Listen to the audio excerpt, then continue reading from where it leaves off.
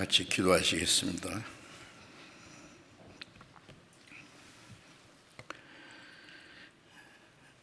거룩하시고 자비로우신 우리 아버지 하나님, 하나님을 멀리 떠나 죄 가운데 행했던 저희를 불쌍히 계시고 우리가 하나님을 알지 못할 때 하나님이 먼저 우리를 사랑하셔서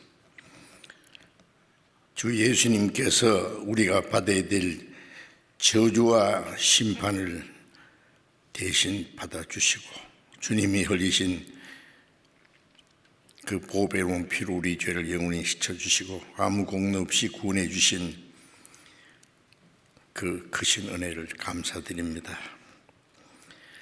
이제 하나님이 허락하신 우리의 육체의 남은 때를 오직 하나님을 섬기고 하나님의 거룩하신 뜻을 좇아서 살 수 있도록 항상 우리와 함께 하시고 우리의 연약함을 도와주시고 진리 가운데로 인도해 주시는 은혜 감사합니다. 이 시간 함께 구속함을 받은 저희들 주님 앞에 모여서 말씀을 배우며 교제케 하신 것 감사합니다. 이 시간에도 주님이 우리와 함께 계셔서 각 사람을 마음을 굽어 살피시고 자비로운 손길로 더욱 붙들어 주옵소서. 함께 참여하지 못하고 이 시간 온라인으로 말씀을 듣는 모든 사람들 주님께서 함께 도와주시고 또 합당하신 은혜를 베풀어 주시옵소서. 전국에 있는 교회, 세계 많은 교회들 일일이 주님이 지켜주시고 보호하시고 도와주심을 믿고 감사드립니다. 어려운 때에 한 사람도 실족함이 없도록 주님께서 붙들어 주시고 말씀으로 인도해 주시옵소서. 때를 따라 우리에게 필요한 말씀으로 교훈해 주시고 우리의 행할 길을 가르쳐 주시는 주님, 이 시간에도 우리에게 나타내시기 원하시는 주님의 말씀, 주님의 거룩하신 뜻을 깨닫게 해주시고 주님의 말씀을 행하며 하나님의 뜻과 영광을 위해서 남은 생에 살아갈 수 있도록 우리에게 지혜와 용기와 능력을 더욱 힘에 펴 주시옵소서. 이 시간 모두 주 성령님이 인도해 주기를 의지하며 주 예수님 이름으로 기도드렸습니다. 아멘.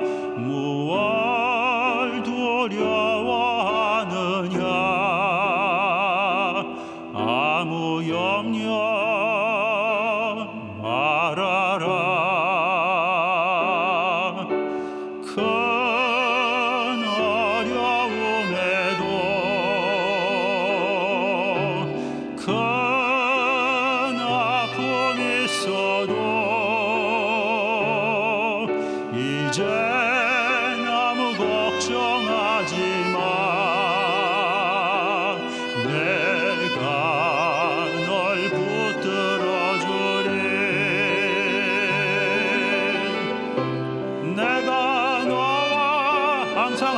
함께 하리라.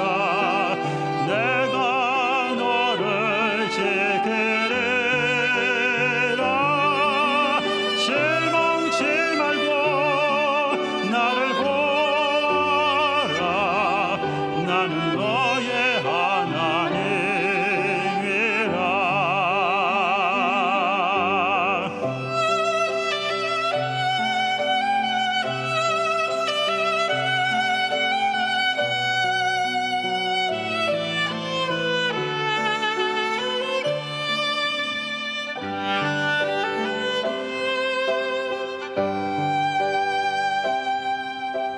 왜 슬퍼하느냐? 왜 걱정하느냐? 무얼 두려워하느냐? 아무 염려 말아라. 큰 어려움에도 큰 아픔이 있어도 이젠 아무 걱정하지 마. 내가 널 붙들어 주리. 내가 너와 항상 함께 하리라. 내가 너를 지키리라. 실망치 말고 나를 보아라. 나는 너의 하나님이라.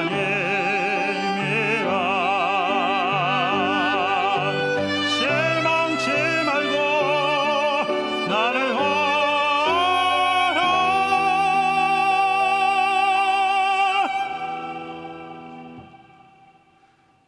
나는 너의 하나님이라.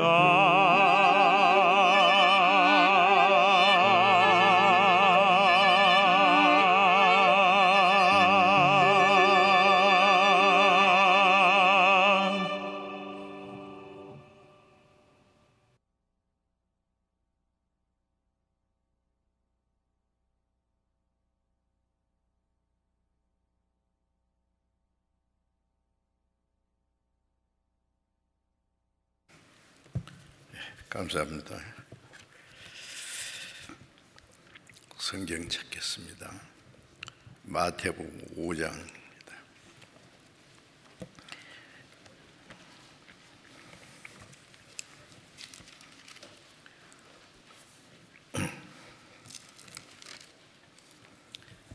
마태복음 5장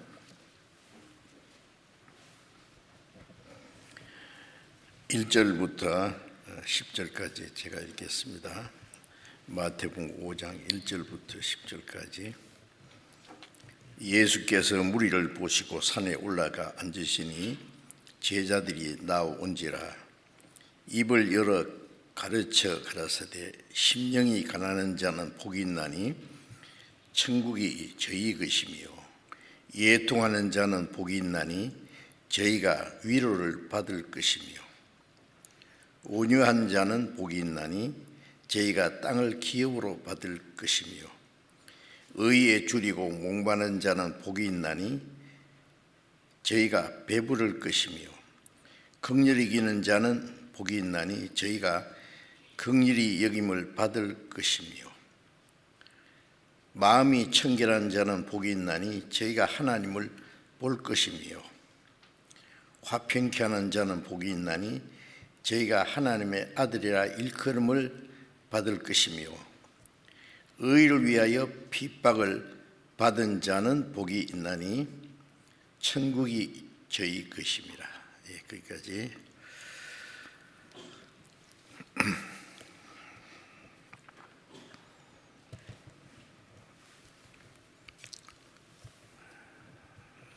코로나 감염병으로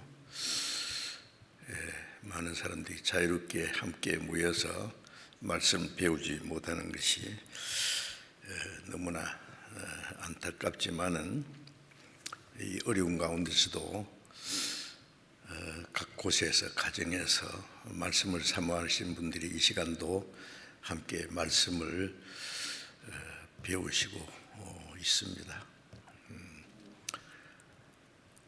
주님을 가까이 하는 모든 사람에게 하나님이 가까이 하신다는 말씀처럼 말씀을 가까이 하는 것이 하나님을 가까이 하는 것이고, 말씀을 사모하는 사람이 하나님의 은혜를 사모하고 하나님의 뜻대로 살고자 하는 사람이기 때문에 주님이 함께 하시고 또 각 사람에 따라서 필요한 은혜를 허락해 주시라고 믿습니다.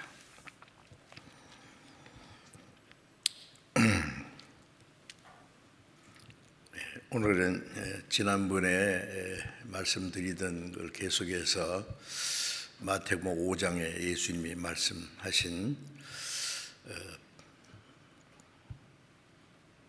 복 있는 자, 참된 행복이 무엇인가를 말씀드리려고 합니다. 그래서 제목을 참된 행복의 비결이라고 말씀하셨습니다. 여기 예수님이 무리를 보시고 산에 올라가 앉으시니 제자들이 나온지라.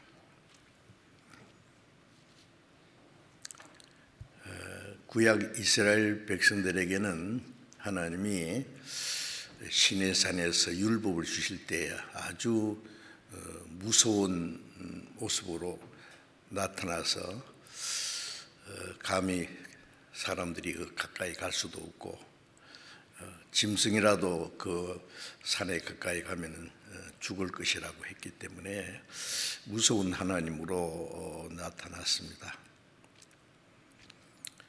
죄인에게는 하나님은 무서운 하나님입니다. 그리고 그 율법을 주시는 하나님, 이미 율법을 다 범한 죄인들이 그 하나님 앞에 심판자 앞에 죄수처럼 두려워할 수밖에 없는 겁니다. 그러나 이 마태복음 5장에는 그와는 전혀 다른 모습으로 하나님이 직접 사람의 모습으로 나타나셔서 아주 인자하고 부드러운 모습으로 가까이 사람들과 가까이 하셨고, 지금 예수님이 산에 올라가 앉으시니 무리가 나온지라 그랬죠.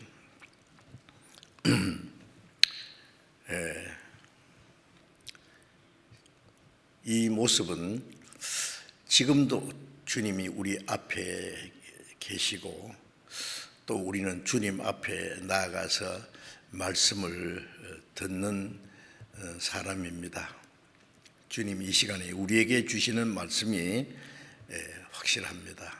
그래서 입을 열어 가르쳐 가라사대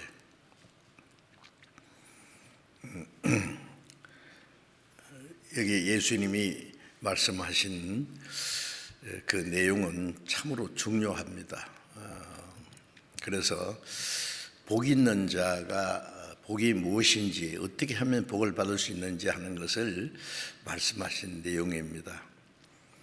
그래서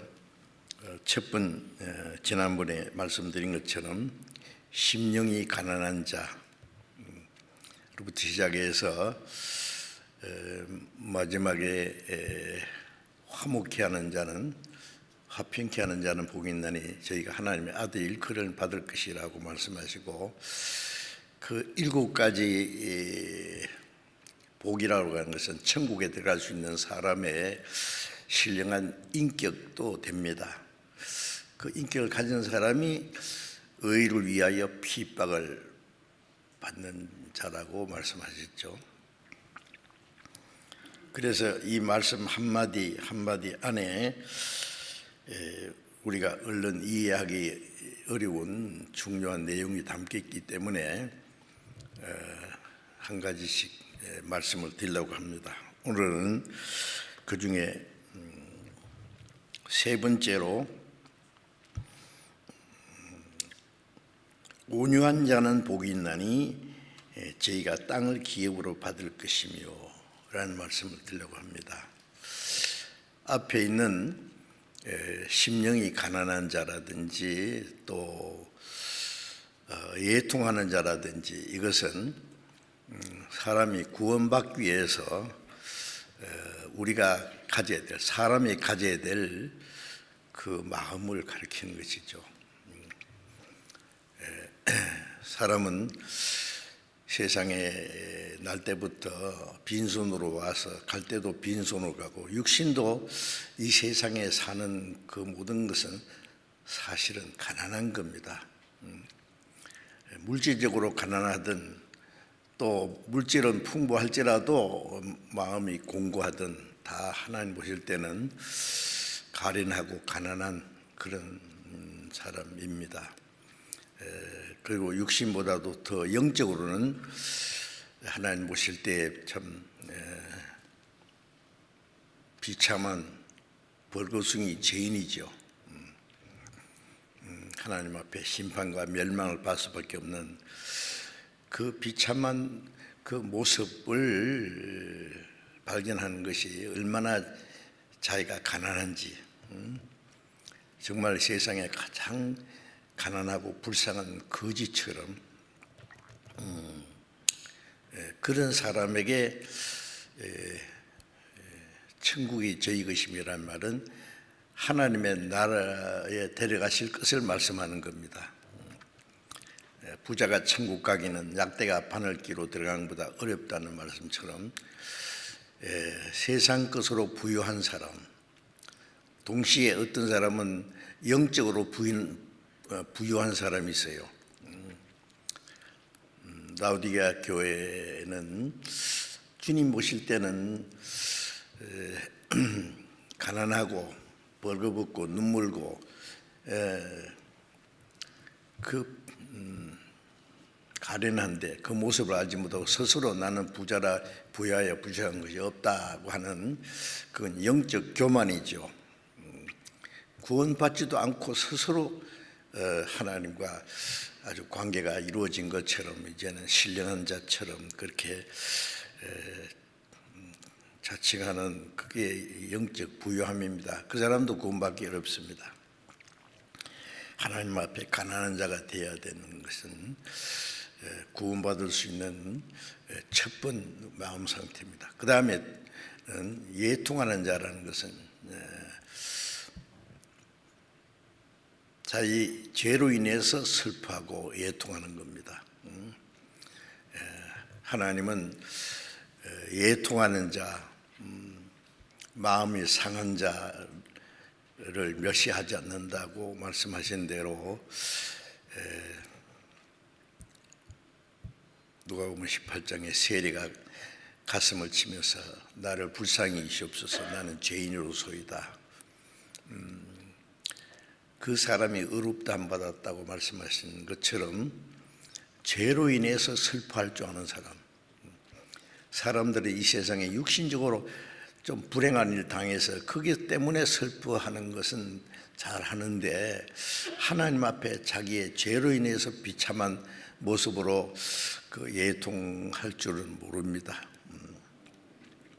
그러나 우리가 성경을 배우는 가운데 하나님 앞에 벌거벗은 죄인이고 얼마나 비참한 그 운명에 처해 있는지를 아는 것이 그 예통하는 것인데,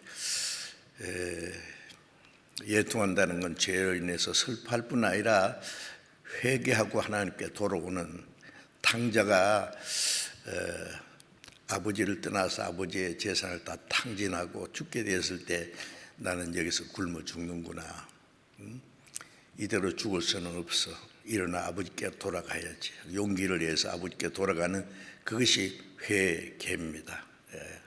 하나님이 그를 받아주셨죠. 아버지의 사랑은 아들의 죄보다 더 크기 때문에 죄를 이미 다 용서했고 돌아오기만 기다리죠. 그 예통하는 자, 죄로 인해서 슬퍼하고 하나님께 돌아오는 사람을 하나님이 받아주시고 구원해 주신다는 말씀입니다. 죄 사함 받는 것이 가장 큰 위로지요, 위로. 오늘은 이제 세 번째로 온유한 자는 복이 있나니 저희가 땅을 기업으로 받을 것이면데, 온유한 자라는 말씀은 죄 사함 받고 구원을 받은 사람이 마음에 가지는 그리스도의 마음입니다. 구원받고 나면은 그리스도의 생명을 받을 뿐 아니라 그리스도의 마음을 마음에 받는 겁니다. 그 그리스도의 마음은 마태복음 11장 29절에 예수님이 나는 마음이 온유하고 겸손하니 나의 멍에를 메고 내게 배우라고 말씀하셨죠. 그 온유하고 겸손한 그 두 마디 안에 예수님의 성품이 어떠한지가 잘 표현되어 있는 겁니다. 이제 구원을 받고 나면은 그 온유하고 겸손한 주님의 마음을 갖게 됩니다. 온유하고 겸손한 자는 바로 예수님 자신입니다. 그래서 예수님은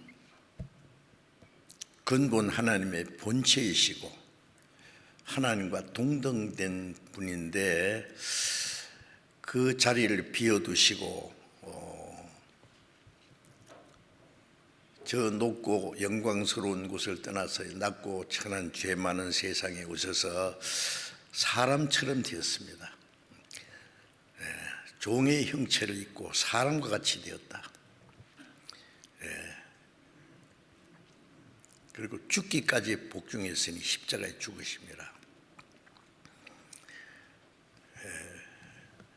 우주 만물을 창조하신 창조주 하나님이신 그분이 사람의 몸을 이 땅에 오셔서 죄인들이 당하는 모든 고난과 시험을 다 당하시고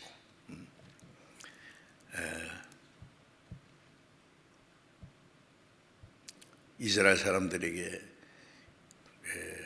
미움을 받고 버림을 받고 그 만왕의 왕이신 주님이 마지막 예루살렘에 입성하실 때 나귀 새끼를 타고 들어가신 거 알죠? 요한계시록 19장에 보면은 예수님이 지상에 재림하실 때는 정말 만왕의 왕의 모습으로 오십니다. 백마를 타고 그 다리에 이름 쓴 것이 있으니 이는 만왕의 왕이요 만주의 주라 칭하더라. 그 수많은 사람들이 백마를 타고 그 뒤를 따르더라.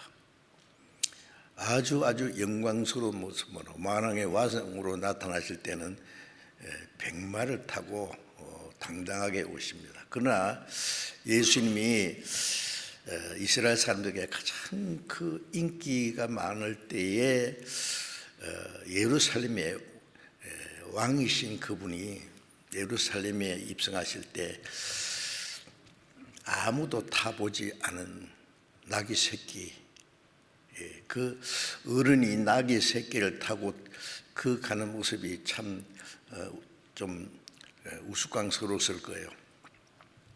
그러나 성경에는 그가 겸손하여 짐승의 새끼, 나귀 새끼를 탔다 그랬어요. 죄 없으신 예수님이 사형 판결을 받고 로마 군인들이 그 얼굴에 침을 뱉고 손바닥으로 얼굴을 때리고 막대기로 머리를 내리치고 온갖 욕설을 퍼붓고 그는 가장 비참한 죄인처럼 무시무시한 채찍에 맞고 십자가 형태를 짊어지고 사형장에 끌려가서 십자가 못 박혀 죽기까지 하셨습니다. 왜 그랬을까요? 첫 번, 그것이 하나님의 뜻이기 때문에. 예수님이 요한복음 6장에 내가 하늘에서 내려온 것은 내 뜻을 행함이 아니요 나를 보내신 아버지의 뜻을 행하려 함이라. 아버지의 뜻은 죄 없는 예수님이 속죄 제물로 죽으심으로 죄 많은 인간을 구원해서 하나님의 나라에 데려가시는 겁니다. 그래서 마태복음 26장 39절에 겟세마네 동산에서 마지막 기도하신 내용이 아버지여 내 뜻대로 마옵시고 아버지의 뜻대로 하옵소서. 예수님은 우리와 같은 육신을 입으신 분인 주님은 인간이 받을 수 있는 최고의 수치와 그 십자가의 고통을 원치 않습니다. 그래서 예수님도 할만하시거든 이 잔을 내게서 지나가게 하옵소서. 그러나 내 원대로 마옵시고 아버지의 원대로 하옵소서. 그 기도를 하시고 십자가에 죽으시기로 작정하시는 그 기도를 하시는데 얼굴에 흐르는 땀방울이 핏방울처럼 되도록 힘쓰고 애써서 천사들이 와서 그 힘을 돕더라 그랬잖아요. 십자가의 수치와 그 고통을 앞에 두고 스스로 그 십자가를 행해서 나아가는 것은 쉬운 게 아닙니다. 그러나 예수님은 내 원대로 마옵시고 아버지의 뜻대로. 그것이 바로 온유하고 겸손한 모습입니다. 그래서 우리 빌립보서 2장을 잠깐 보겠습니다. 빌립보서 2장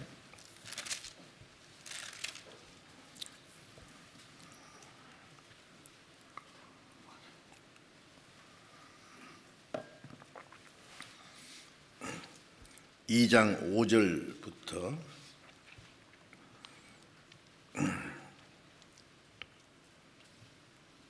8절까지 제가 읽겠습니다. 빌립보서 2장 5절부터 너희 안에 이 마음을 품어라 곧 그리스도 예수의 마음이니 그는 근본 하나님의 본체시나 하나님과 동등됨을 취할 것을 여기지 아니하시고 오히려 자기를 비워 종의 형체를 가져 사람들과 같이 되었고 사람의 모양으로 나타나셨으며 자기를 낮추시고 죽기까지 복종하였으니 곧 십자가에 죽으심이라.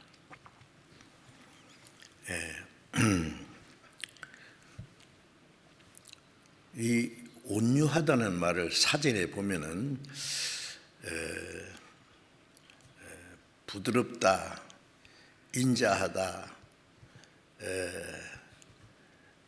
친절하다,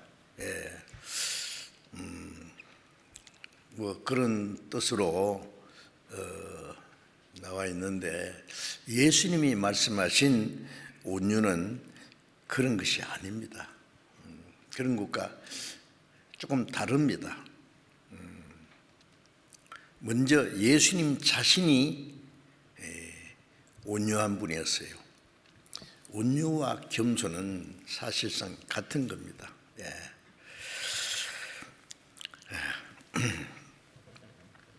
이제 구원받은 사람은 이제 이 말씀대로 너희 안에 이 마음을 품으라 곧 그리스도의 마음이니 그리스도의 마음이 무엇인지 근본 하나님의 본체이신 분이 사람과 같이 되었고 종의 형체를 가졌다. 종은 주인의 뜻에 절대 복종하는 거죠. 죽기까지 복종했으니 십자가에 죽으심이라. 온유라는 것은 자기 뜻을 포기하고 하나님의 뜻에 굴복하는 어떤 고난과 어려움이 있더라도 하나님의 뜻에 절대로 복종하는 그 마음이 온유한 마음입니다.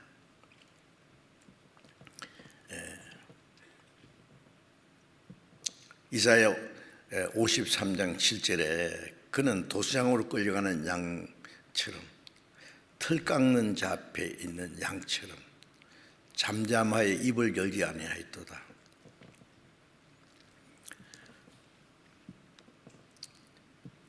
대개 짐승들은 도수장으로 끌려갈 때 안답니다. 소도 도장으로 끌려갈 때 눈물을 줄줄 흘린대요. 안 가려고 하죠. 그러나 양은 도장으로 끌려간 줄 알면서도 그냥 따라갑니다. 죽을 줄 알면서도 그냥 가요. 불평 없이. 제가 중국에서 그리고 호주에서 그 양을 잡는 그 모습을 봤습니다. 물론 이제 그 양을 잡아서 양고기를 우리에게 대접하기 위해서 잡는 것이기 때문에 그걸 일부러 보여줬어요. 양을 뭐 허술하게 그냥 앞다리만 엉성하게 이렇게 좀 묶더니 이 칼로 목을 탁 찌르더라고요. 그러니까 피가 펑펑펑펑 나는데 가만히 있어요. 그냥 신음 소리만 좀 내고요. 눈물을 흘리고. 그 보니까 너무 안 됐다라고. 예수님의 모습이 저러한 모습이구나. 예수님의 모습을 보여주시기 위해서 양을 그렇게 하나님이 만드신 것 같아요. 또 털 깎는 모습도 봤거든요. 털이 막 탐스러운 털이 이렇게 났는데 그걸 가지고 이제 기계로 쫙 깎는데요. 깎다가 그 살갗이 기계에 걸려서 찢어지고 피가 주르 나더라고. 그러니까 그걸 가만히 있어요. 이래 돌리면 이래 가만히 있고 꼭 죽은 것 같아요. 꼼짝도 안 해요. 그 탐스러운 털이 다 빠지고 빨가순이가 돼서 내놓으니까 그때서 탁탁 나가더라고요. 야, 그걸 보고 털 깎는 자 앞에 잠잠한 양같이. 예수님이 그랬습니다. 베드로전서 2장 23절에 욕을 받으시되 대신 욕하지 아니하시고 위협을 받으시되 대신 위협하지 아니하시고. 예수님은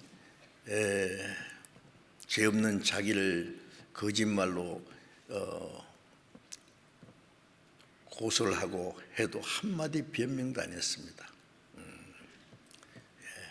욕을 받으시되 욕하지 않았습니다. 손가락질하고 온갖 욕설을 퍼부어도 예수님은 가만히 계셨습니다. 너희들 그러면 큰 벌 받는다든지 위협하지 않았습니다. 그들과 싸우지 않았습니다. 아무 말씀도 안 하셨어요. 도장으로 끌려가는 양, 털 깎는 자 앞에 있는 양처럼 입을 여지 않았다. 왜? 하나님의 뜻이기 때문에 자기가 죽는 것은. 자, 어떻게 사람이 그 그리스도 예수의 마음을 품을 수 있느냐 그 말이에요.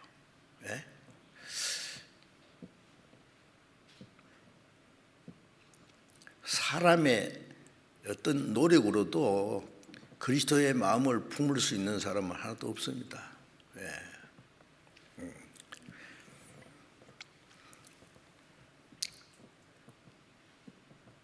우리가 하나님의 은혜를 깨닫고 구원을 받을 때 그리스도의 생명과 동시에 그리스도의 그 성품을 우리 안에 심어주시는 거예요.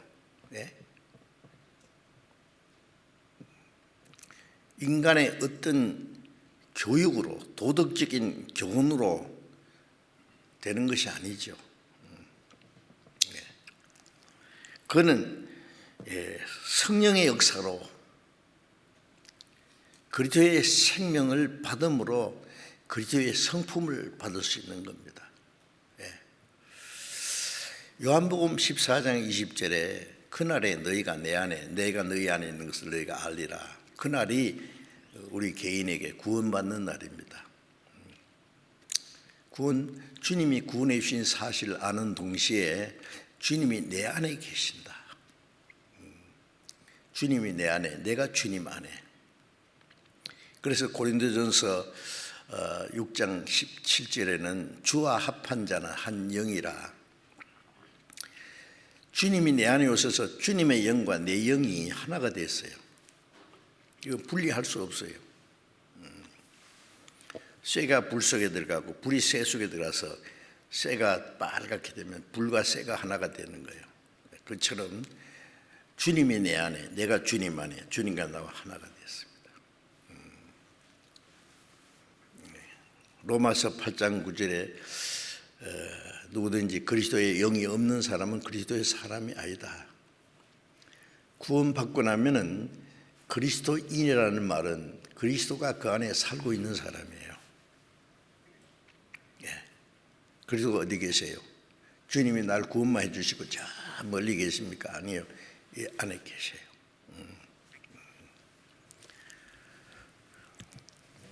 갈라디아 2장 10절에 이제 내가 산 것이 아니라 내 안에 그리스도께서 사신 것이다. 나는 주님과 함께 십자가에 죽었고 이제 내 안에 계신 분은 주님이시다. 내가 육체를 입고 사는 것은 육체 안에 계신 그리스도를 믿는 믿음 안에서 하는 거다. 주님께 맡긴 생활이다. 나는 육신은 껍데기고 내 안에 생명이 되시고 주인이 되신 분은 주님이시다. 그리스도다. 그것을 우리가 믿는 겁니다.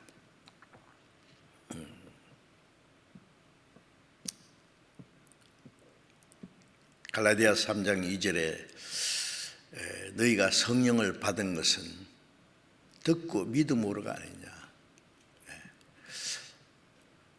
복음을 듣고 하나님의 은혜를 깨닫고 구원받을 때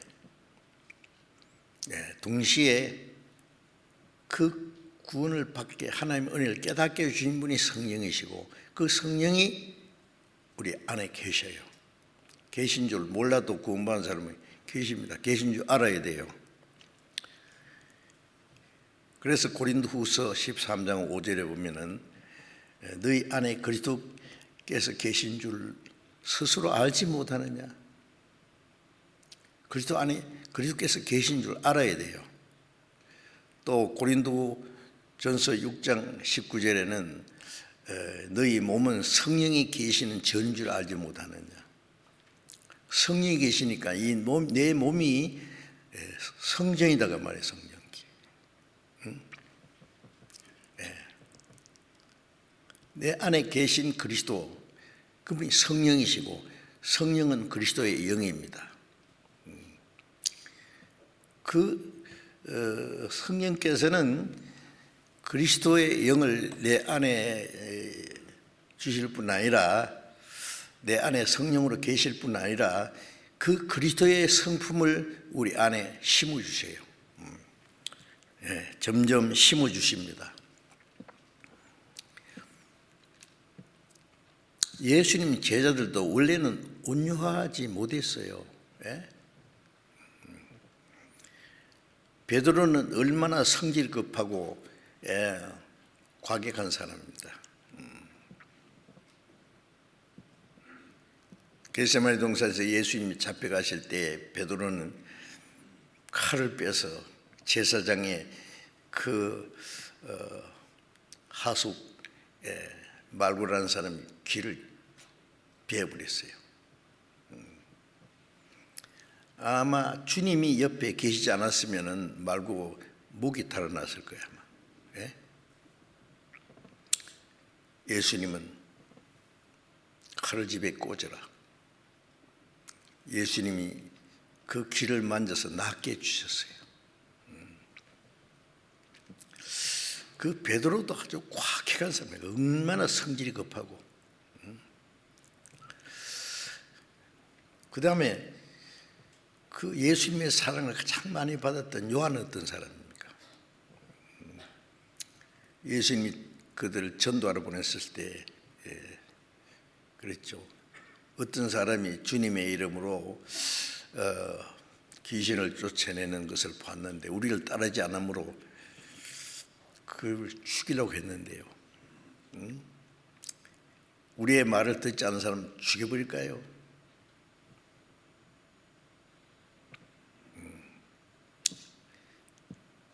그 사람도 성질 급한 사람이에요. 그래서 예수님이 그 사람에게 우레의 아들이라는 별명을 지었죠. 우레가 천둥번개치고 그럴 때 얼마나 무서워요. 그런 성격이었어요. 그런데 그 사람이 어떻게 됐어요? 바울 사도는 어떻습니까? 예수 믿는 사람들 잡아 죽이기로 아주 작정한 사람이에요. 이 사람 아주 야망이 있고 성질이 급한 사람이었습니다.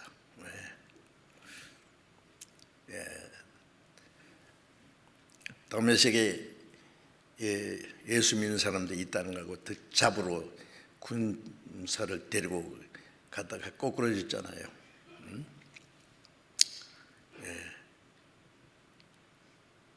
그 사울을 구원해서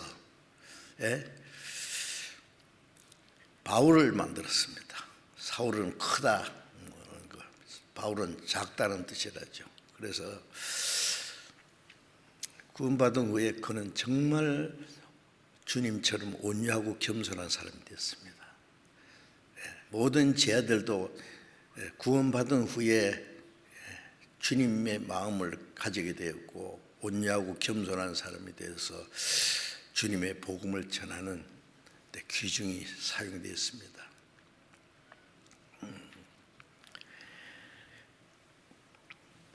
모세를 보면은요, 모세는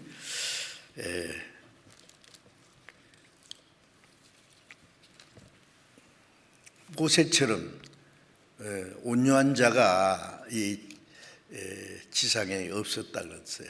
온유한 자. 모세는 온유한. 근데 원래 모세는 그렇게 온유한 사람이 아닙니다. 그는 대단한 야망이 있었습니다. 애굽 사람을 돌로 주먹으로 때려쳐 죽여버렸어요. 하나님께서 자기를 통해서 이스라엘을 구원하라고 생각. 그러니까 아주 자신만만하고 야망이 대단했던 사람이요. 하나님은 그를 애굽에서 쫓겨나게 했고 미디안 광야에서 40년 동안 지난 가운데 자기 힘으로는 아무것도 할 수 없다는 걸 깨닫게 되었고 하나님은 그 모세를 쓰시기 위해서 아주 온유한 사람으로 만들으셨습니다. 그러니까 처음부터 온유한 사람은 없다고 말해요. 구원받을 때, 거듭날 때 그리스도의 생명과 성령과 동시에 온유한 마음이 그 마음에 이루어집니다. 갈라디아 5장 22절 23절에 보면은 그 온유한 것은 성령의 열매라고 했죠. 성령의 열매. 성령의 열매는 사랑과 희락과 화평, 오래 참과 자비의 왕성과 충성과 온유와 절제니. 그러니까 그 성령의 열매는 거듭나지 않은 사람에게는 없는 거예요. 거듭나지 않은 사람은 온유한 사람이 될 수가 없어요. 진정으로 온유한 사람. 우리가 육신으로 태어날 때는 아담 안에서 죄의 성품을 받아가 태어났어요. 그 죄의 성품을 유전받아서 예레미야 17장 9절에 말씀하신 대로 만물보다 거짓되고 심히 부패한 것은 마음이라. 이 세상에 하나님이 창조하신 만물 중에 제일 거짓되고 제일 부패한 썩었다고 말해요. 이게 마음이다. 누구 마음이? 아담 안에서 태어난 모든 사람들은 아담 안에서 그 죄의 성품도 유전받았어요. 그래서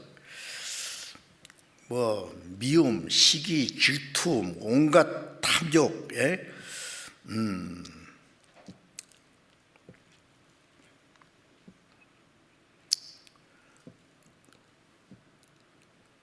간음, 살인, 도둑질,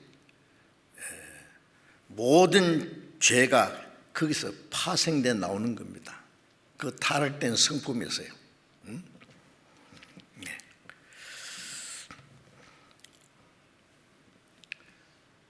거듭나지 않으면 그 본성적인 성품을 가진 사람이 어떻게 그리스도처럼 온유한 사람이 되겠어요?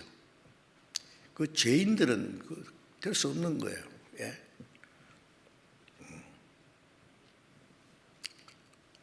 이 온유한 마음이라는 것은 오직 거듭난 사람에게 주시는 그리스도의 성품입니다. 그리스도의 성품.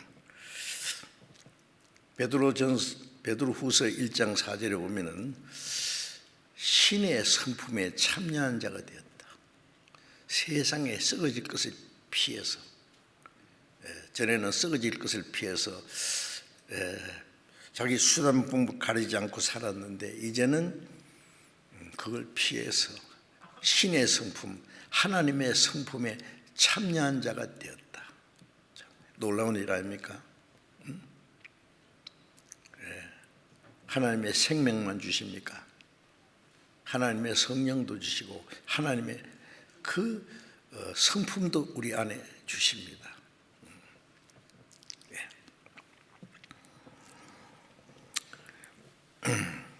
그래서 구원받은 사람 안에 계신 그리스도, 예수님은 말씀으로만 온유하고 겸손한 것이 아니라 예수님의 생애 가운데 온유하고 겸손이 온전히 나타나셨습니다.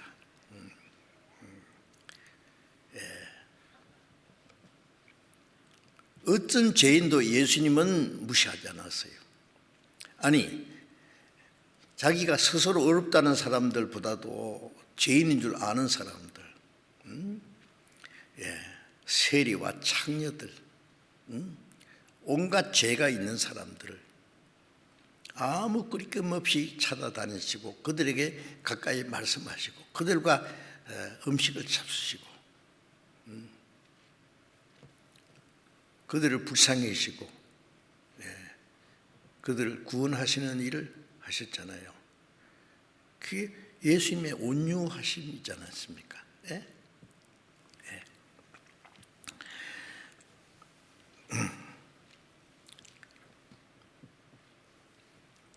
그 온유하고 겸손한 그 성품이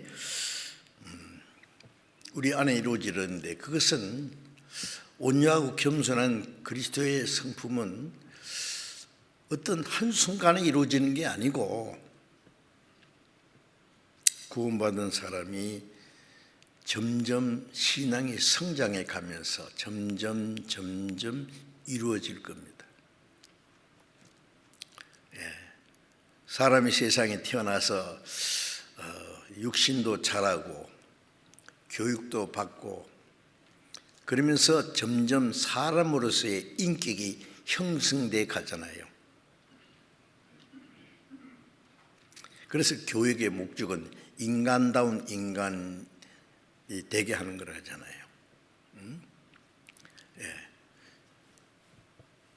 철없이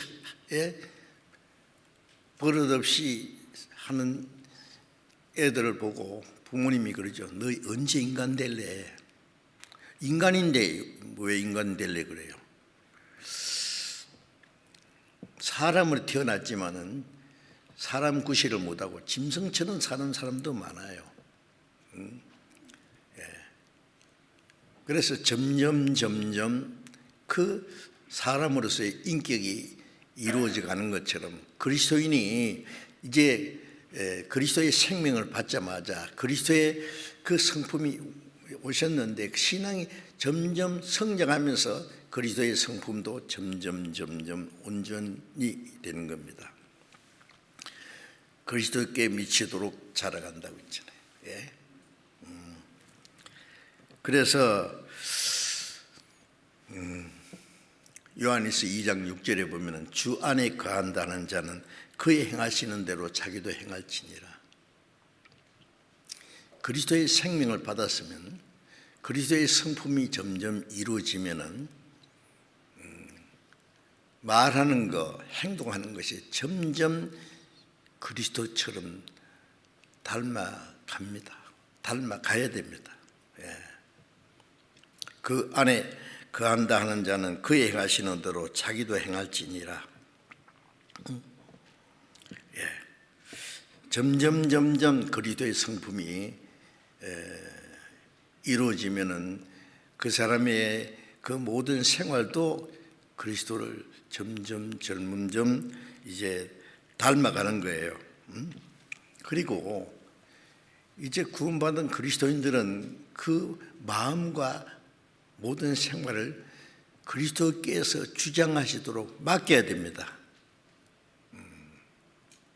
내가 주인이 아니고 이제 주님이 내 안에 주인이거든요. 베드로전서 3장 15절에 그리스도를 너희 마음의 주로 삼아 거룩하게 하고 그리스도가 내 마음의 주인이 되는 거예요. 그럼 점점 거룩해집니다. 그리스도를 주로 삼아 거룩하게 하고. 예? 내 마음을 주장하시도록 해야 돼요. 구원을 받은 사람도 자기 마음을 그리스도에게서 주장하시도록 그 맡기지 아니하면은 그 그리스도의 성품이 이루어질 수가 없을 거예요. 골로새 3장 15절에 보면은 그리스도의 평강이 너희 마음을 주장하시도록 하라. 그리스도의 마음이 뭐예요? 그리스도의 마음을 가지면 마음이 평강합니다. 너희 안에 이 마음을 품으라. 그리스도의 예수의 마음이니. 나는 마음이 온유하고 겸손하니 나의 멍에를 메고 내게 배우라. 그리하면 너희 마음의 힘을 얻으리라. 온유하고 겸손한 그리스도의 마음을 가지면은 마음에 참 안식이 옵니다. 쉽니다. 마음이 거치는 사람, 싸나운 사람, 자기 욕망이 강한 사람, 그 사람 마음속에 평안이 없어요. 항상 미움과 시기와 질투와 불평이 있는데 그게 무슨 평안이 있겠어요? 시한폭탄처럼 건드리기만 하면 막 터집니다. 조그마한 일도 막 화를 내고 다투고 싸우려고 덤비고, 사나운 맹수처럼 말이에요. 그게 무슨 평안이 있겠어요? 그리스도의 마음이 내 주장, 나의 마음을 주장하고, 그리스도의 온유하고 겸손한 성품이 내 안에 이루어질 때 그 안에 진정한 쉼이 있습니다. 그러면 내 마음이 쉼을 얻으리라고 하셨죠. 온유한 마음은 자기가 싫든 좋든 하나님의 뜻에 절대로 복종하는 마음입니다. 아버지여 내 원대로 마옵시고 아버지의 원대로 하옵소서. 우리가 성경을 배우는 가운데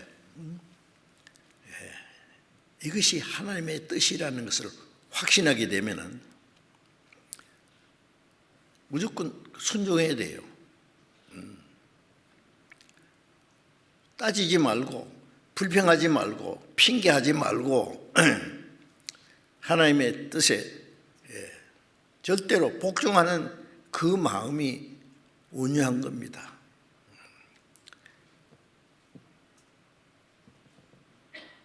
나는 사정이 있어서, 나는 어째서, 그 핑계나 뭐 불평 같은 거 필요 없어요. 주인이 이 말하면은 그 주인의 뜻을 절대로 복종해야 돼. 종이 무슨 자기 주장이 있어요. 자기 계획이 있어요. 용납하면 됩니다. 주님의 제자들은 자기가 예수 그리스도의 종이라는 것을 항상 잊지 않았습니다. 오직 묵묵히 주님의 뜻에 순종할 뿐입니다.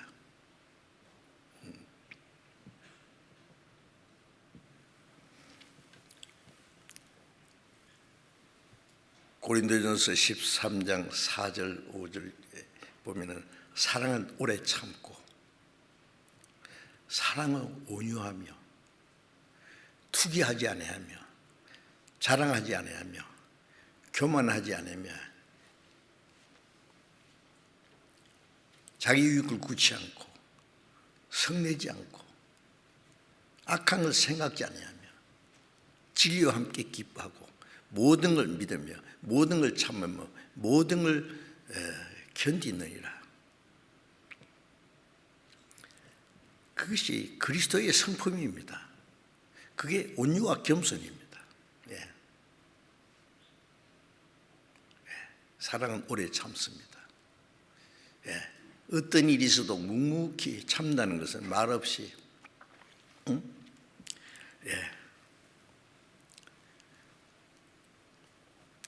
어떤 사람들은 악을 행하는데도 잘 되는데 나는 주님 뜻대로 살았는데 왜 이렇게 고난이 많으냐, 어려움이 많으냐.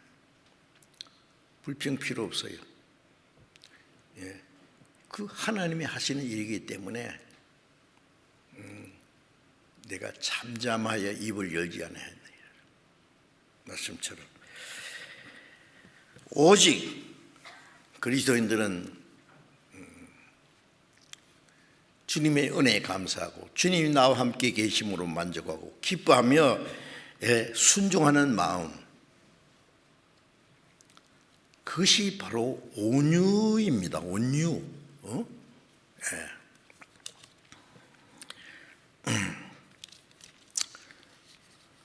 온유한 자가 되어서 주님이 주시는 유업으로 주시는 땅을 기업으로 받기 위해서는 물론 첫째는 거듭나야 되죠.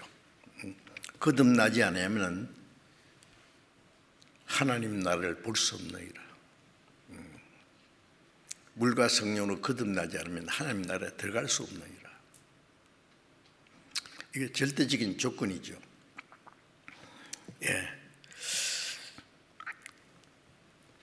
거듭나면은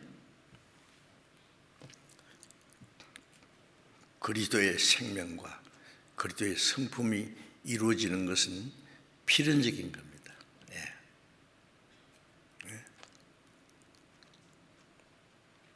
나는 구원은 받았는데 그리스도 생명은 있는데 주님은 내 안에 계신데 나는 온유한 것은 싫은데 그럴 수 있습니까? 너희 안에 이 마음을 품으라 그랬어요. 곧 그리스도 예수의 마음이다. 주님의 생명만 얻은 게 아니라 주님의 마음도 품어야 됩니다. 온유하고 겸손한. 그게 천국 들어갈 사람의 기본적인 신령한 인격입니다. 그게.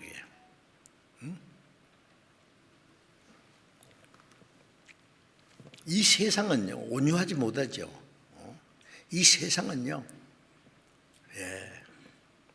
싸나워요. 아주 교만하고 거칠고 무서워요. 그렇지 않습니까?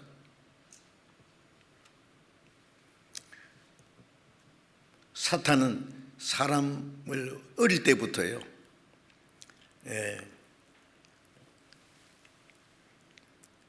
타락된 마음을 가지고 태어났을 뿐 아니라 그 타락된 마음을 계속 부추겨 가지고요 철저히 악하게 만듭니다.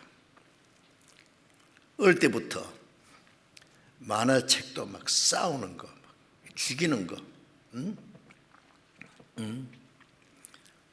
조금 크면 인터넷에 막 재밌는 것은 전부 싸우는 거예요. 죽이고 피 흘리고, 잔인합니다.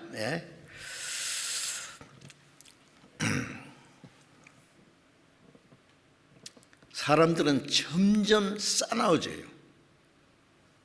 악해져요.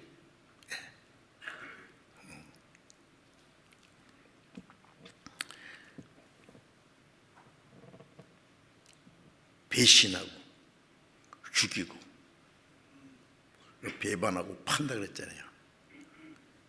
부모도 배반하고 친구도 배반하고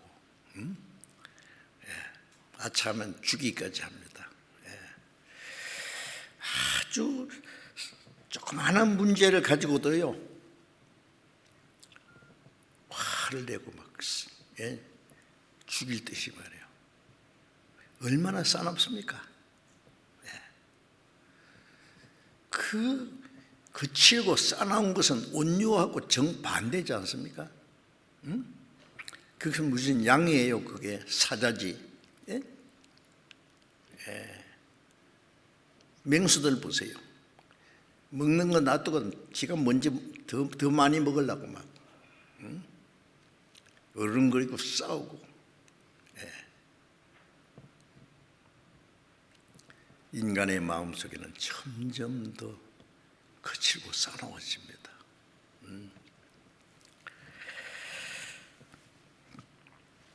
용서하기를 원치 않아요.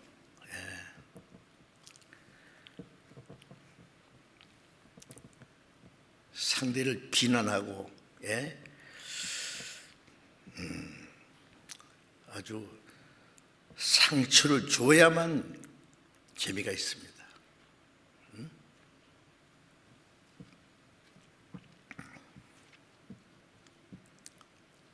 에베소서 4장 3절에 보면은 모든 겸손과 온유로 하고 오래 참음으로 사랑 가운데서 서로 용납하고.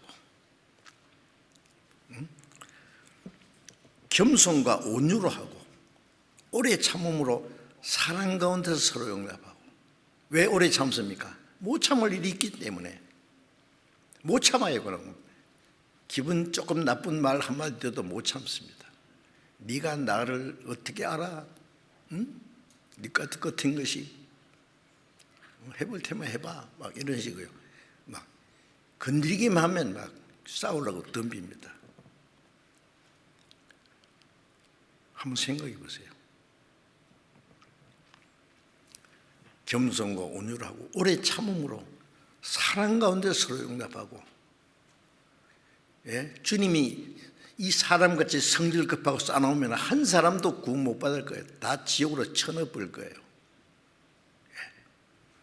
하루가 천년같이 죄인을 향해서 얼마나 오래 참으시고. 우리가 아무리 죄가 많든 어쨌든 하나님은 그거 따지고 구원해 주십니까? 무조건 받아주십니다.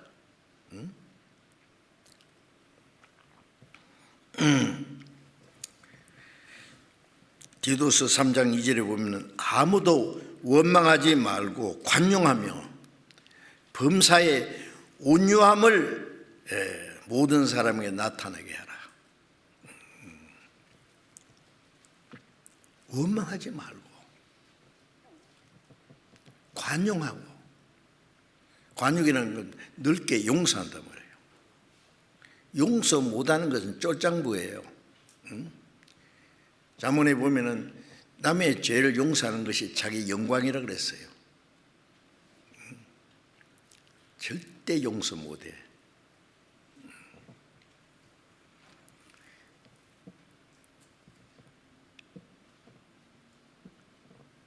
자기에게 해를 끼치다든지 원수 찾아 산말리.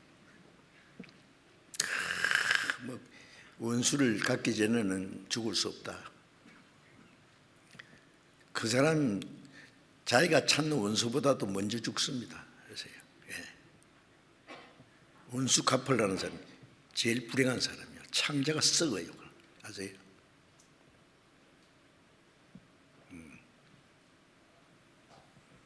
용서한다는 것은 그 하나님의 마음입니다.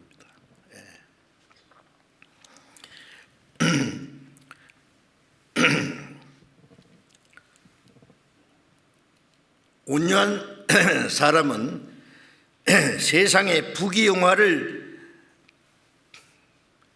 부러워하지도 않고 자기를 처지를 불편하거나 불평하거나 그것 때문에 스스로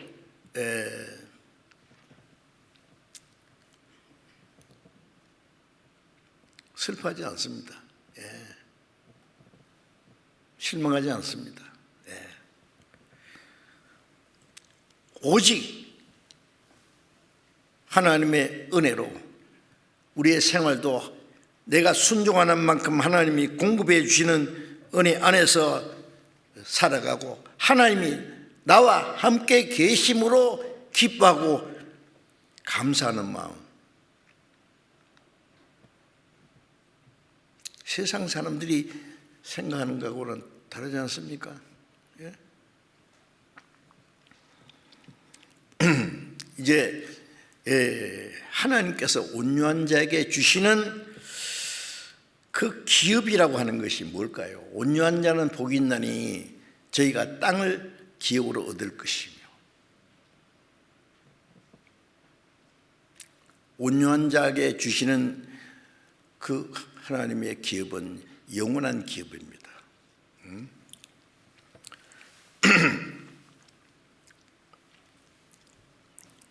욥기 21장을 잠깐 찾아보겠습니다. 욥기, 시편 앞에 욥기가 있죠. 21장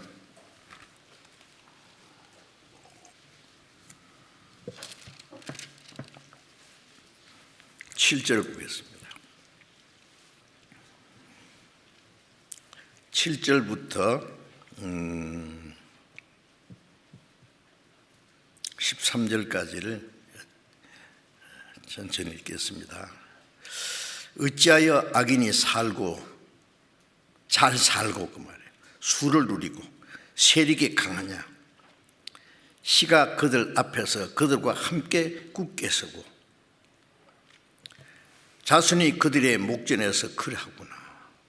그 집이 평안하여 두려움이 없고 하나님의 매가 그 위에 임하지 아니하며 그 수소는 영락없이 새끼를 베게 하고 그 암소는 새끼를 낙태하지 않는구나.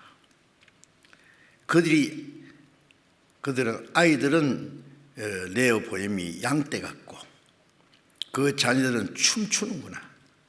그들이 소구와 수금으로 노래하며 피리 불어 즐기며 그날을 형통하게 지나다가 경각간의 음부에 내려가나이다. 자, 이 말씀을 보면은 세상에서는요 악인이 더 잘 돼요. 악인이 잘 살고 또 오래 살고 세력이 강하냐? 오, 대단하죠. 악인들이 권세를 거의 다 잡고 있어요. 그리고 그 씨들이, 그 자손들이 그 앞에서 굳게 서고 그 집이 평안하고 두려움이 없고 하나님의 매가 그 위에 임하지 않고 수는 영락없이 새끼를 베고 암소는 낙태하지 않고 뭐 모든 게 잘만 돼요. 그이들의 아이들을 내보내면 양떼 같고 그 자녀들은 춤추는구나. 멋있죠? 예. 그 자녀들도 막 양떼같이 많고 막 그 앞에 춤을 추고, 그 뒤 소고와 수금으로 노래하며 피리부리 즐기며 아주 즐깁니다. 네. 그날 형통하게 보내다가 경각관에 음부로 내려요. 결국은 어디요? 형통하게 지나다가 지옥으로 그냥 그대로 들어가는 거예요. 여러분, 잔치집 돼지 잘 먹입니다. 왜? 잔칫날 잡으려고. 예.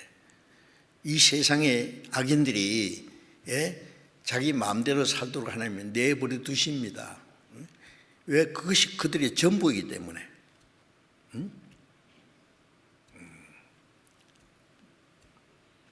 시편 17장에도 보면은요, 금세에서 자기 분깃을 받은 세상 사람에게서 나를 구원. 금세에서 자기 받을 거 다 받은 거예요.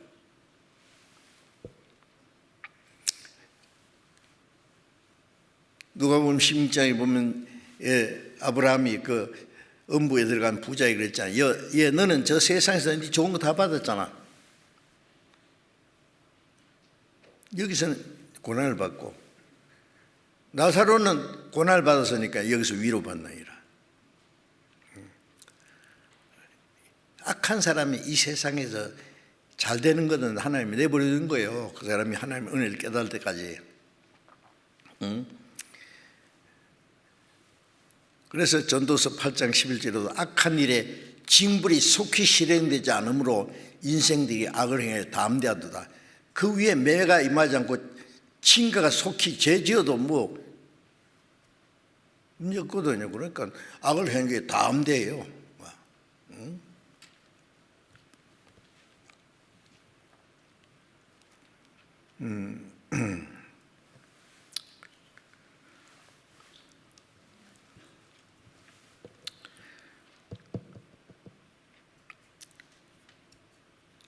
14절에 보면은 그럴지라도 그들은 하나님께 말하기를 우리를 떠나소서 우리가 주의 도를 알기로 절기하지 아니하나이다.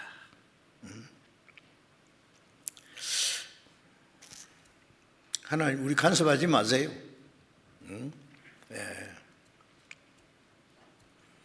우리는 주님 말씀대로 사는 거 귀찮습니다. 자, 이제 이 세상을 유업으로 받는 사람들은요, 하나님을 떠나서 지 마음대로 지옥으로 갈 사람들이에요. 세상의 부귀, 영화, 권세, 명예를 얻은 사람은 자세히 보세요. 대다수가 하나님과 상관없는 사람들이에요.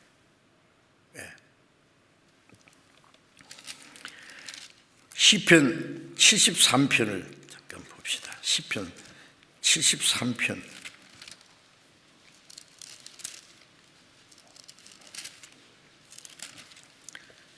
73편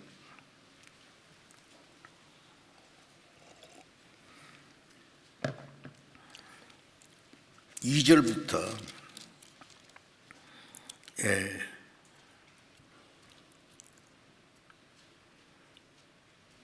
9절까지 제가 천천히 읽겠습니다.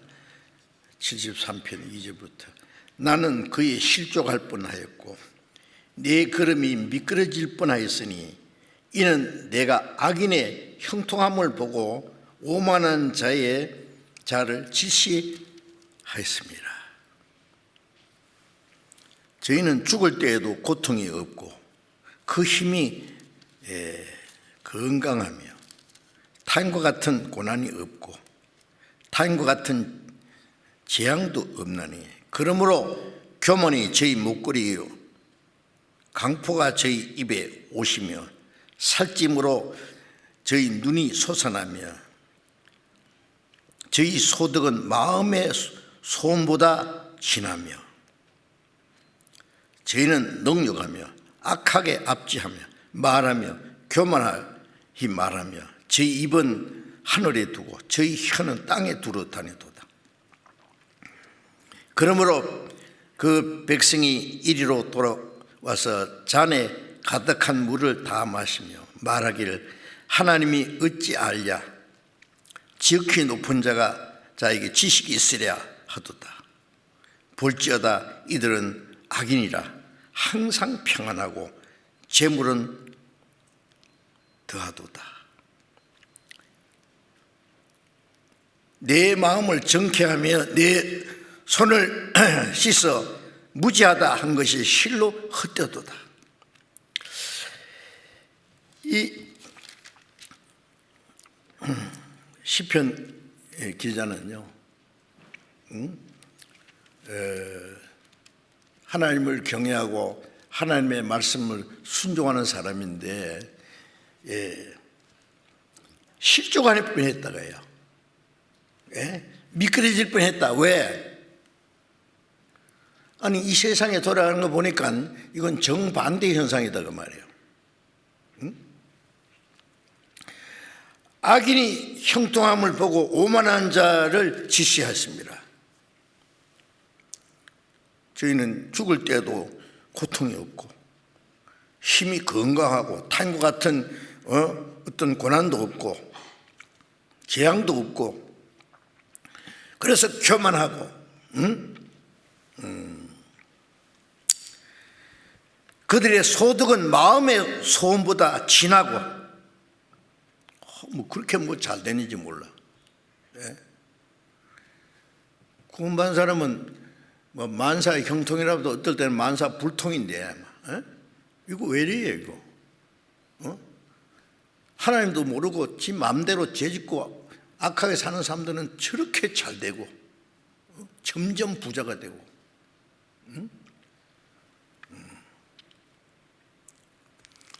12절에 그래서 악인이 항상 평안하고 재물은 더하도다.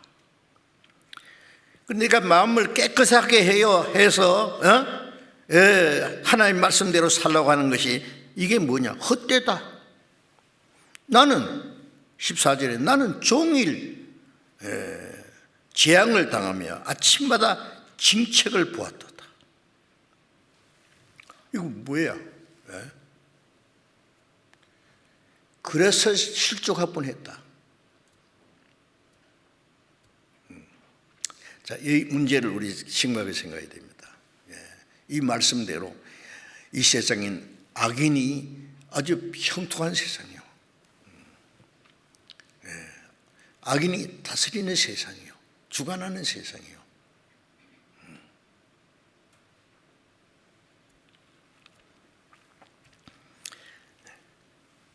나는 말씀대로 살라는데 왜 나는 안 되느냐 그 말이에요.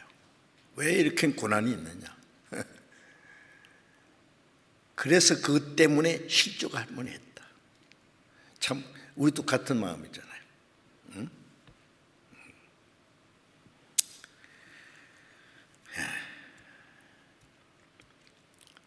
그런데 17절에 보면은 하나님의 성소에 들어갈 때야 저희 결국을 내가 깨달았나이다. 하나님의 성소에 들어갈 때 하나님과 가까이 하나님께 기도하고 하나님의 말씀 성소에 들어가는 거나 하나님 가까이 기도하고 하나님의 말씀을 듣고 그런 가운데에서 내가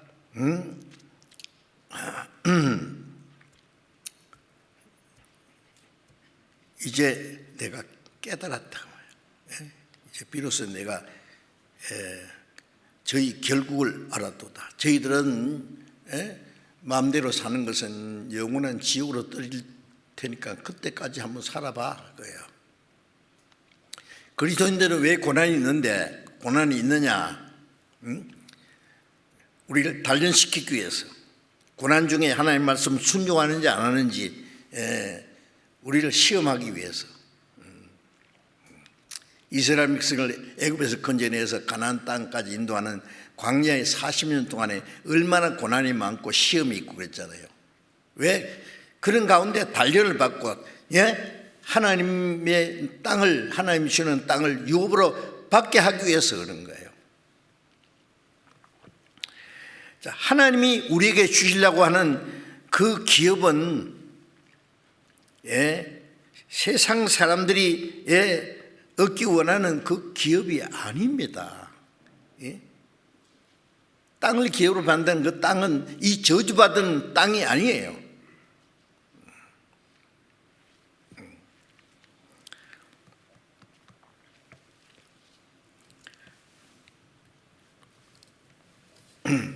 시편 37편을 찾겠습니다. 시편 37편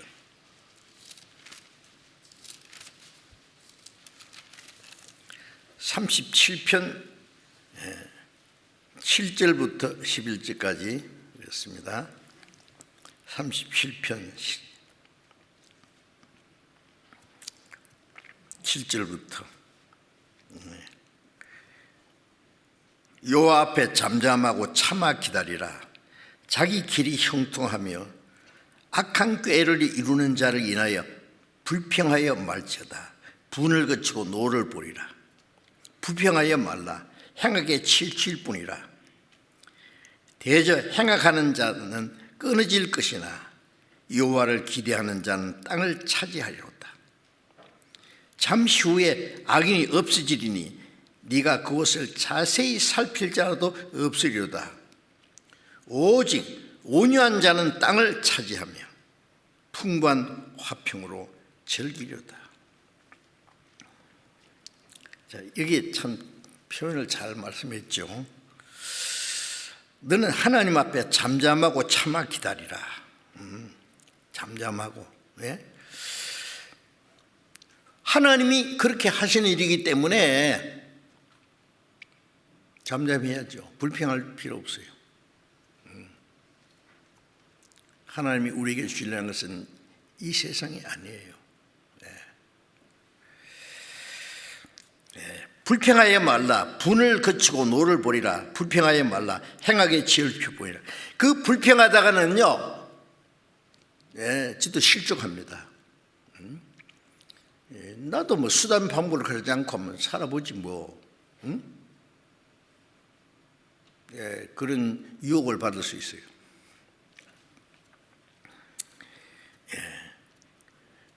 여호와를 기대하는 자는 땅을 차지하리로다. 여호와를 기대하는 자는 누구예요? 우리가 기대하는 것은 세상이 아니잖아요. 다윗이 말한 대로 주여 내가 무엇을 바라리요? 나의 소망은 주께 있나이다. 나의 소망은 주께 있나이다. 주님이 주시는 그 기업을 우리는 기대합니다. 영원한 기업이, 영광스러운 거룩한 기업입니다.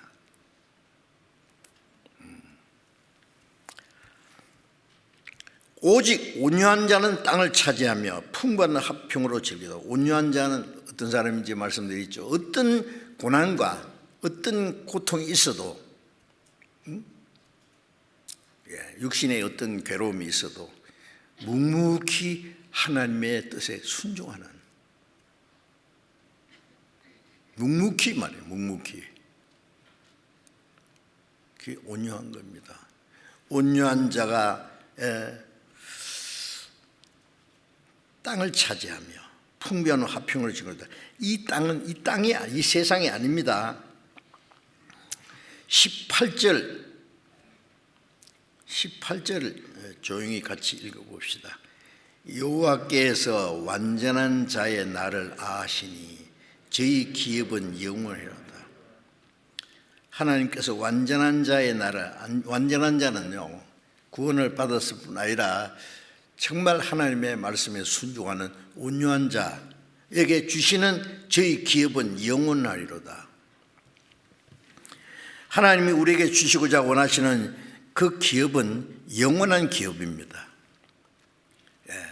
짐승도 보면은요, 싸나운 짐승들은 거의 다 사라지고 없어요. 동물원에는 좀 있을까? 양이나 소나 비교적 그 온순한 짐승들이 이 세상에 꽉 찼습니다. 그렇잖아요.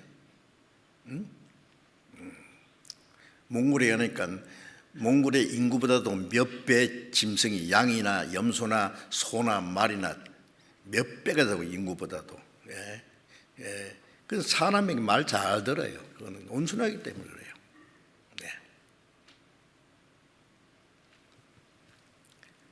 이 세상에 싸납고 거칠고 탐욕이 가득한 자들을 언젠가 땅에서 끊어집니다. 우리는 이 세상에 어떤 욕망, 어떤 것을 기대하지 않습니다. 세상의 것을. 우리의 기업은 이 땅에 있는 게 아니에요. 시편 10장 34절에 보면은 너희가 갇힌 자를 동정하고 너희 산업을 빼앗기는 것도 기쁘게 당한 것은 더 낫고 영구한 사람이 있으리라. 그리스도인들이 갇힌 자를 동력하고 갇힌 자를 위로하고 세상에는 핍박을 받고 너희 산업을 너희가 가지고 있는 것도 빼앗기기도 한다. 옛날에는요, 이 박해 시대에는 죽일 뿐 아니라 가지고 있는 재산 다 뺏어버려요. 너희 산업을 빼앗기는 것도 기쁘게 당한 것은 더 낫고 영구한 산업이 있으리라.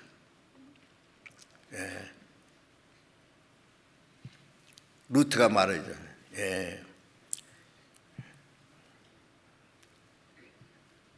가족과 재물과 명예와 권세를 원수가 취한들 상관이 무엇냐.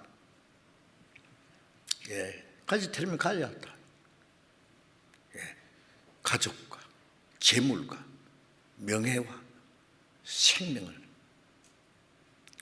원수가 취한들 상관없다고 해요. 내 주께 있으리로다. 주님 안에 다 있습니다. 그런 믿음을 가질 때 이 세상에서는요, 온유한 자가 될 수 있을 거예요. 그래서 하나님이 주려는 기업은 이 세상 사람들이 수단 방법을 가지 않고 얻으려고 하는 것과는 전혀 다른 기업입니다. 온유한 자에게 주시는 기업. 그것은 눈물도 질병도 죽음도 없는 천년 왕국과 새 하늘과 새 땅. 요한계시록 20장 6절에 보면은 주님이 지상에 재림하실 때 이 세상을 정복하고 에덴 동산보다 아름답게 재창조를 해서 구원받은 성도와 함께 거기에 들어갑니다. 천년 동안 그리스도로 더불어 왕노하리다. 영광을 누린단 말이에요. 그리고 요한계시록 21장 1절부터 4절까지 보면 새 하늘과 새 땅, 하나님이 같이 계시고,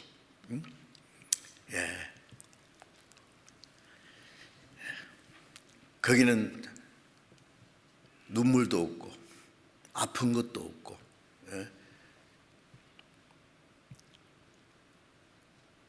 간사한 사기꾼도 잔인한 독재자도 질병도 죽음도 없는 주님처럼 영원하고 영광스러운 이상의 세계. 하나님이 우리에게 주려는 것은 그거예요. 그 나라에 주시려고 우리를 구원해 주셨지. 이 땅에 세상 건 좀 잘 먹고 잘 살라고 구원할 수 있겠어요? 그걸 위해서 하나님의 독생자가 죽었겠어요? 아니죠. 우리는 우리에게 주시고자 하시는 그 영원한 기업을 우리가 기대해야 됩니다.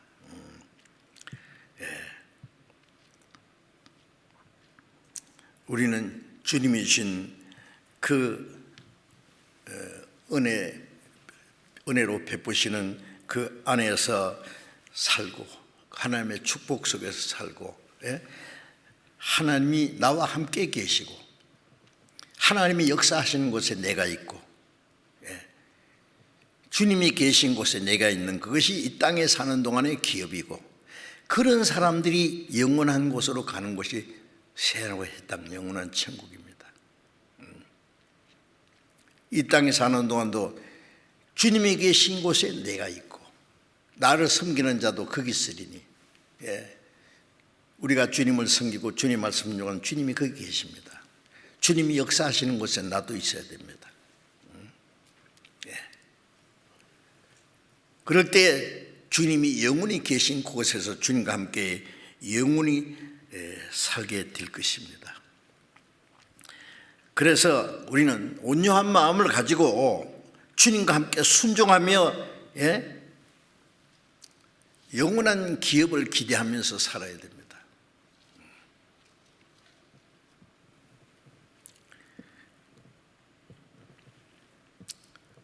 그래서 우리는 점점 온유하고 겸손하신 주님의 멍에를 메고, 너희는 내 멍에를 메고 내게 배우라. 주님을 날마다 배워가는 거죠. 날마다 주님을 닮아가는 거예요. 우리의 소원은 아무것도 아니고 주님을 닮아가는 겁니다. 내 모든 소원 기도의 제목 주와 같이 되미로다. 다른 거 뭐 있습니까? 점점 주님을 닮아가다가 주님 오신 날 우리의 몸까지 주님처럼 영광스럽게 되고, 주님이 영원히 함께 계시는 그 나라에 들어가는 것은 우리의 소망입니다. 이 땅에 악인의 형통도 잠깐이고 그리스도인들의 고난도 잠깐입니다. 잠깐 후에 주님이 오십니다.